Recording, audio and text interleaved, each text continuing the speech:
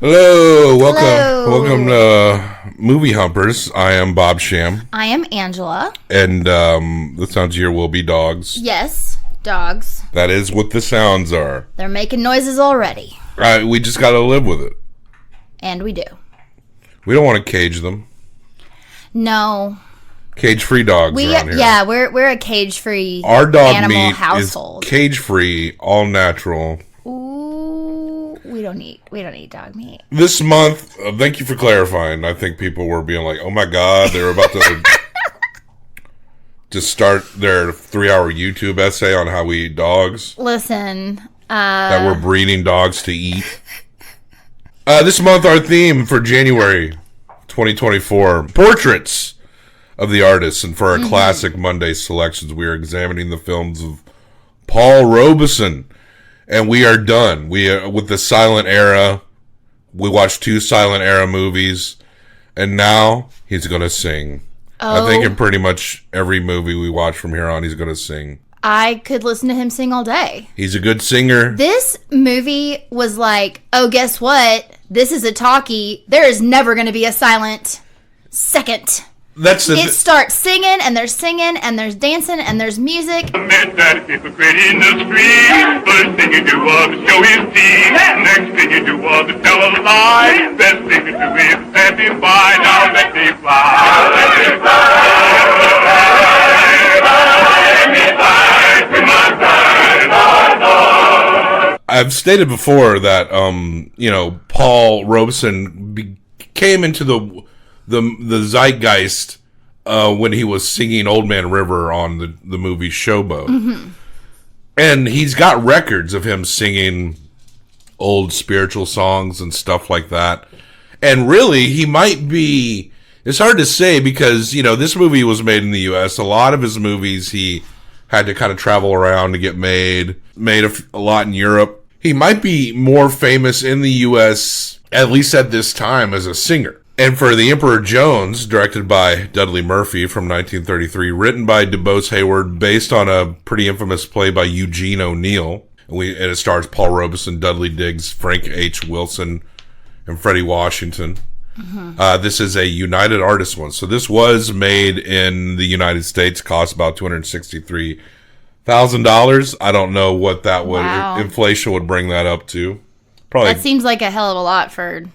Yeah, I guess it'd be like between 1 and 2 million equivalent now, which is actually still pretty damn cheap. How did it do? I don't know. Don't know. Cool. But this week, we're talking about, with our Paul Robeson and our 2 Denzel movies, the artists with power. The 2 artists we're talking about, Paul Robeson, Denzel Washington, examining a few movies this week in which they have power and what they do with them. So maybe not the best dudes are much ballyhooed leads this week. And right. Our fellow Jones, Brutus Jones is the man he plays in this one. He is a bit of a hustler, a grifter. He'll take your girl. He'll party. He'll dance all night with her. Doesn't it seem, though, that from the beginning that he's been living his life very...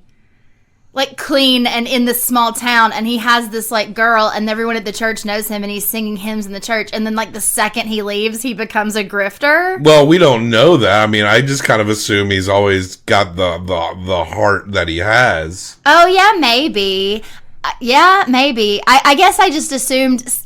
It kind of threw me off the second that he stole that guy's girl, because until that moment, I was also buying into the fact that he was a great small town boy. I've never seen this play. Neither have I. I don't know much about the theater, you know what I'm saying? And very little about Eugene O'Neill. Mm-hmm. I've heard that the actual the stage show probably has about 10,000 more N-words in it than the movie does, which has quite a bit. This movie is in black and white, but not only black and white. Towards the end, it goes blue. Well, we're dealing with 2 distinct different movies. Of course, this is a stage play, and as we're leading up to Brutus Jones, it's actually a lot of fun watching him go through in his hometown, dealing with his friends, playing craps. He's just kind of we don't know how good he was before. You said you assumed he was a good guy before, but just because he went to church doesn't mean he's a good guy. No, he had this girl that he'd obviously been dating. Everyone in the church knew him, and they were sending him off to go work on the railroad.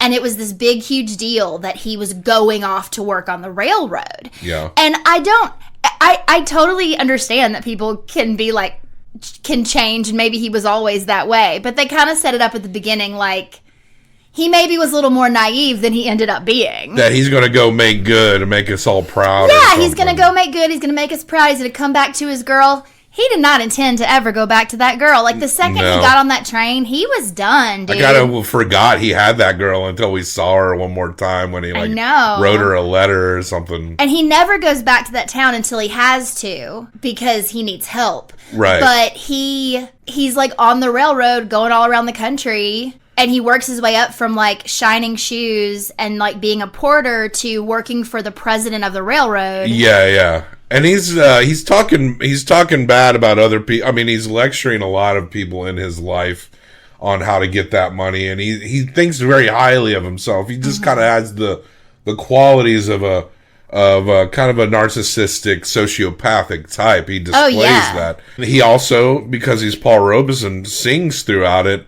And it really is kind of the best parts of the movie. It is. When he's, like, singing. We've only seen him in silent films. We've only seen him do these, like, soft expressions. In our first silent film, he played a really nice guy and a really bad guy. Mostly the bad guy. And in the second movie, he was the lead in it because he was the most famous guy in it. He was kind of flat compared to, like, what all was going on in there. Yes, and there were, huge scenes without him. This movie... he is there 1,000% of the time. And yeah, so we're hearing him talk, we're hearing his voice, and we hear him sing. This movie's kind of a soft musical, you could kind of say. Yeah, it's a musical in the way the best musicals are, where the music is not just random. It's because you're in a club, or because you're in a church, or because you're, singing on the Chain Gang. But you're not like, how are you doing, Bobby? Like, I hate that. A good friend of his is very trusting with him at first. He pretty much takes his girl immediately, but then they have it out at a craps game where they're tussling with a knife, and Brutus ends up stabbing the man to death with his own knife, and then he's got to run. And there's a part where a policeman's walking in after he's taken off, and the body's just laying in the club, and the woman who owns the club is singing. And everyone is just pretending like nothing happened while this dead body is just right in the middle. So they're hunting him down, and they finally do catch up to him. And that's when he has to work on busting rocks on a chain gang. Yeah, and that's one of my favorite songs, I feel like, just because it's just him. There ain't no hammer that's on this mountain that rings like mine. That rings like mine. Done busted rock, boy, from here to Macon, all the way to the jail, boy. Yes, back to the jail. He's busting these rocks. That's like the instrument. That's like the beat to his song, and it's very powerful. And he ends up killing one of the foremen. Yeah, because this is actually interesting, because in this moment, he turns it into beneficial for himself, but he is actually trying to help someone else. Like, the foreman calls him over and is like, open up this porta potty, or whatever it is called. And he's like, open up this door, and he opens it up, and this man falls out, and then the warden guy is going to beat... He tells him, you have to beat him. Wake him up. Well, if I lay my hands on that boy, the Lord will strike me dead. Won't take orders, Abe. A moment where he's actually kind of being a good guy, like he doesn't want to. I will not. He's not going to beat an unconscious man. He actually says, "If I strike him, God will strike me down." And so the warden's like, "Well, I'll do it myself." And he picks up a shovel and whacks him over the head and kills him and sneaks him away. And that death we justify. That's like the best act he does all movie long. Yes. He was trying to save that man, and then he went, oh shit, I can get the fuck out of here. That guy wanted him to whip an unconscious man. The way he escapes, though, he jumps into one of the trucks and tells him, like, Dump it over! Let it go! drop the rocks on me, drop them on me, drop them on me. Because, you know, his friend is like, you're in the truck. And he's like, drop it down. And so he basically is buried in a truck full of rocks. Like, he could have died. It doesn't crush him. He's weirdly superhuman. Well, he's huge and strong. Yeah, he's like the tallest guy in the movie. And there is a thing later where he tries to say that only a silver bullet can kill him. Like, he's like, he basically is acting like he cannot be hurt. But that's when he goes back to his original girlfriend, is that he's in his, like, striped clothes and he has these chains on his feet and he needs help. So he goes back to her and basically is like, get me a file and get me clothes. Mm-hmm. And he just uses her to, like, help him. And then he goes. He's like, I got to get out of the country. Ship. He's leaving the country. So he gets on this ship to get out of the country and he's shoveling coal. He's, like, working for them. them. They're going to Jamaica. He's asking a lot of questions about it, but there's, like, little islands that they're passing as they're heading to the mainland of Jamaica. And he's asking a lot of questions.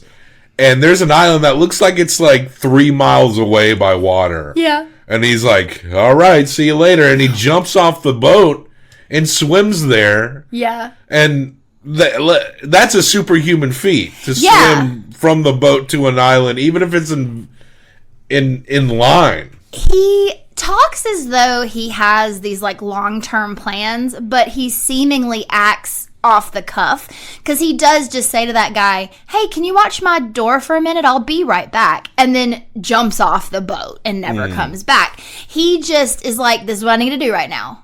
You know? And so then they find him, and it's a hostile island, or they don't want, not hostile, but they don't want people just showing up on their island. There's a bit of a cultural vagueness once we get upon the island, because I guess the Caribbean were, they captured slaves and brought them all across the Caribbean like they did the U.S. Mm-hmm. But you'll get, like, he encounters a leader there that does seem to have a Jamaican accent. Mm-hmm. But also, people are also vaguely tribal in the way that, like, that almost seems like a little all over the place. Like, maybe people got brought in, but then also people have lived there forever. I mean, it's a white guy wrote this, a white guy directed it. Yeah. So it has that, like, that vague tribalness. Yeah. It's not specific. Yeah. If it is, I'd love to have any explanation. Sure. But we're not dealing with something that is, like, studied and what it's trying to represent here. So he gets to this island, even though he's essentially in Jamaica, just like a little island off of it. It feels like it could be just some unnamed, made-up African nation. Or like its own country, because they run it that way, and as soon as they find him, they take him straight to the leader, because they're like, you are trespassing. And there's this British dude named Dudley Diggs. The actor is named Dudley Diggs. His name is Smithers. Yeah. Who he kind of befriends and becomes business partners with. Well, Smithers buys him. He buys him, but he ain't going to be his guy. So I think, in a weird way, Smithers kind of admires his ingenuity, his gumption. Yeah, and he blackmails him to be partners. He basically is like, I'm going to take all your business unless I see my name on that sign. Yeah. So, and then finally, Brutus Jones, he goes up to take over the court, this little mini monarchy that's on this island. And the guy who's ruling tells his dude to go shoot him. American, empty your gun. Don't you all know that I've got a charm? Takes a silver bullet to kill Brutus Jones. And he's like popping off, and he doesn't hurt him. And Brutus is like, only a silver bullet can kill me. And then, so he makes everyone leave. The island's inhabitants instantly turn on their current leader and drag him off. Mm-hmm. And just like that, he becomes the Emperor Jones. And Smithers is like, how the fuck did you do that? He tells Smithers everything. He's like, yeah, I just replaced the bullets with blanks while they were fucking drunk partying one night. But like you said immediately, what if he'd ordered someone else to shoot? I mean, I guess that was his right-hand man, but what if that man had been sick that day? You're right, yeah. What if he was so drunk when you got his gun and did this that he's hungover and didn't come to work? Bold players got to make bold moves. I know, dude, but the thing about it, there's also a stark contrast between like that original monarchy was very simple. It was kind of understated. They had like a nice like building and everything. They seem to have but he was an just infrastructure. Like sitting at a table. Here, yeah, they had an infrastructure, but like it wasn't flashy and whatever. The second that Brutus takes over and he decides that he's going to be called Emperor Jones, he looks at Smithers and he's like, I need you to redo this whole place, and you know that I love the color red. And then it's all of a sudden, like, flash forward, and there's, like, crowns everywhere and, like, draperies, and everyone's wearing these, like, fancy outfits and has all this plumage, and yeah, it's so insane. I actually wish we could have seen I wish we could have seen it in color, because you know it was, like, so gaudy. Yeah. And the way we know the time has passed is that there's this decree on the wall that says we're raising taxes to pay our national debt to Smithers.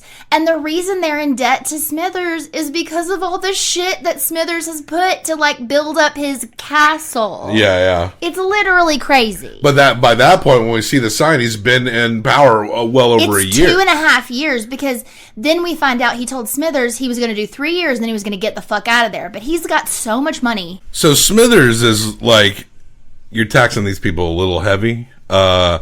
If you want to be a proper despot, a proper corrupt ruler, you got to squeeze them slower than this, right? And because there's some riots on other parts of the island. Because of the riots, he's like, I'm going to show them who's in charge. And he has the men arrested. Right. They beat up his tax collector. And so he has these like 6 men arrested, and he brings them in, and he basically is like, beat them and kill them, or beat them and throw them in the jail. Whip them That's what it is. Whip them and indefinitely. imprison them indefinitely. And so that's when, like, the next morning, he goes to sleep, and he wakes up the next morning, and no one's there. And Smithers shows up, and is like, you try to ring your gong, no one's coming. Everyone's gone. They're lost in the jungle. And then he's like, okay, well, I want to get out while the getting's good. Yeah, so it's over. I don't stay. And he understands, like, oh, the game is over. But he's weirdly brave at the same time. Like, he wants to go still confront them. Well, and he's also like, I gotta go, but let's talk for a while longer, which is very, you know. So he wanders off into the woods, and this is when the movie really changes, because it is a Eugene O'Neill play, and this last leg feels exactly like a play, like you're watching a play. The entire time he's in the woods, you're hearing this, like, drum beat. Yeah. That's, like, at different moments closer and farther away, and it's making him crazy. Now, admittedly, I like the first 2/3 of the movie because of the way he's interacting with everyone and all of that. And then when it's good, and it's definitely focused, because he's basically going through the woods and he's vocalizing all of his thoughts and his feelings. Tons of exposition, just like blue. And it all turns blue. We hear that drum, and it's slowly making him crazier and crazier. He starts seeing things. What's that little queer clickety sound I hear? Sound like shooting crap. The time I beat it quick when I get them notes.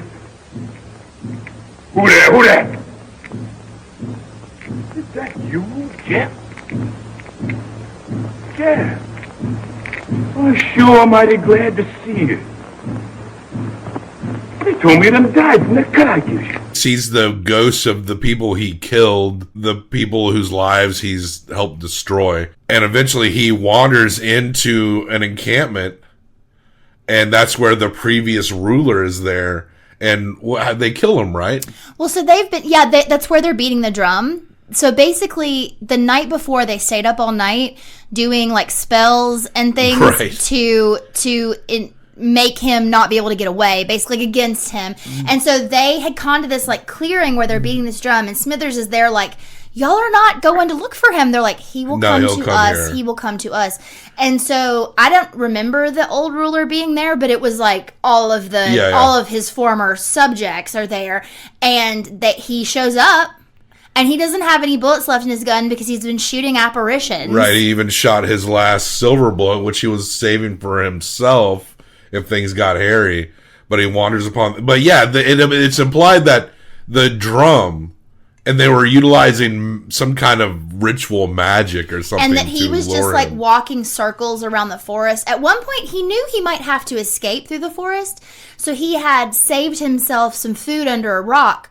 But it's a rock in a forest and it's nighttime. And he's like, gets all disoriented, not knowing where he is or where to find his food. Yeah. And then, he loses his mind. And he stumbles upon and he gets killed. And that's when we leave the movie with him like sprawled out, and that's the end of the Emperor Jones. Paul Robeson, a man who knew how to acquire power, but maybe not so great at keeping it. Mm-hmm. And so an interesting study. I mean, this play, I don't know shit about Eugene O'Neill. And this crafty and very capable and smart guy who can grab onto power, but of course it undoes him, takes advantage of a society. Society is just kind of outweights him, and then it fucks him up with their own machinations. Mm-hmm. So it's like a cool little story, and it's good to finally hear Paul Robeson sing, because I think he's going to sing in all the movies, probably. I hope up to the we got 2 more after this, and they're talkies as well. So pretty good movie. Not bad at all. But I will say it felt so distinctly different by the time he was alone in the woods. It was like a whole different movie. Like the performance was good, but it just felt like I had to kind of readjust stylistically. It truly felt like it turned into a play. All of a sudden. I really reveled in his human interactions. So it is just kind of, it drags a little, no doubt. But still a decent movie. So you're going to give this 1 through 5. I'm going to give this 1 through 5 combined for best out of 10. I think this is a 3 for me. I'm going to go with 3.5. Okay. So that's a 6.5. I've been hitting a lot of 6s this month. All right, now let me show it to you. You're right here at the 6.5s in league with Oliver Twist, the Roman Polanski version, Pillow Talk, Superman 2, and Halloween 2. It's as good as those movies. We got more Bad Boys. Denzel also will be showing some power this week. Yeah. We'll be talking about American Gangster on Wednesday. So stay tuned for that. In the meantime, check the show notes for links and other places to find us. What do you think about this Paul Robeson fella? Are you liking it? You can find all these movies we've discussed so far online. Easy. They're so old that they are practically public domain. Like, you can just find them. So, and I'll put a link in the show notes if you want to watch this particular movie. So subscribe, leave a comment, a correction, a fun fact, whatever you choose. And in the meantime, we're still sticking with thoughts and prayers right now. Yes. Okay. Thoughts and prayers to our haters. Ain't no hammer on this mountain, babe. Ring like mine, babe. Ring like mine.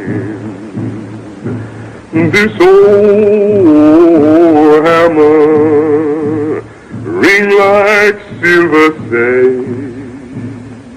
Ring like